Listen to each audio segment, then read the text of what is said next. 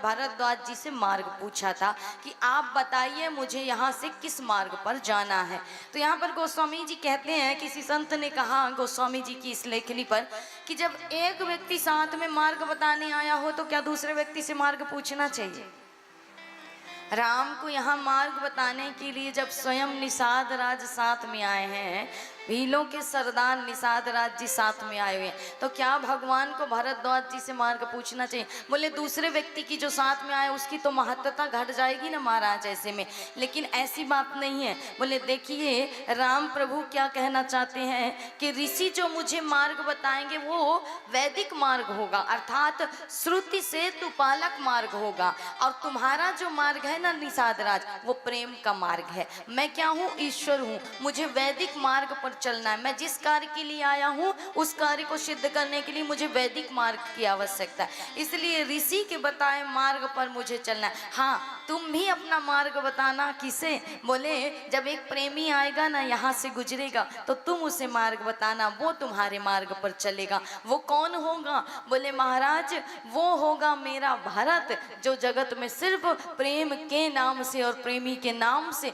परम प्रेमी परम त्यागी के नाम से जाना जाएगा। वो भरत जब आएगा ना तो निषाद राज तुम उसे मार्ग बताना, वो तुम्हारे मार्ग पर चलेगा। मैं ब्रह्म हूँ और ब्रह्म को वैदिक मार्ग ही भाता है, वो वैदिक मार्ग पर ही चलता है, इसलिए भगवान ने मार्ग पूछा। दूसरे मत में यदि कहना चाहें तो माना जाता है गोस्वामी जी कहना चाहते हैं कि सिर्फ यहाँ पर, और भी तो साधु संत थे, किसी और से भी मार्ग पूछ सकते थे, भरद्वाज जी से ही क्यों पूछा। बोले देखिए मार्ग उसी से पूछना चाहिए जो परमार्थी हो, स्वार्थी से मार्ग नहीं पूछना चाहिए। तो कहने का लोगों ने कहा कि क्या बाकी साधु संत स्वार्थी हैं। बोले स्वार्थी नहीं है, सब परमार्थी हैं, लेकिन भरद्वाज जी कुछ ज्यादा परमार्थी हैं। क्यों। बोले बाकी साधु संत एक नदी के किनारे बैठे हैं, भरद्वाज जी कहाँ बैठे हैं। बोले त्रिवेणी के संगम के किनारे महाराज, जहाँ ज्ञान भक्ति वैराग्य की गंगा यमुना सरस्वती बहती है, वहां बैठे हुए हैं भरद्वाज मुनि, इसलिए सबसे बड़े परमार्थी कहलाए हैं भरद्वाज जी।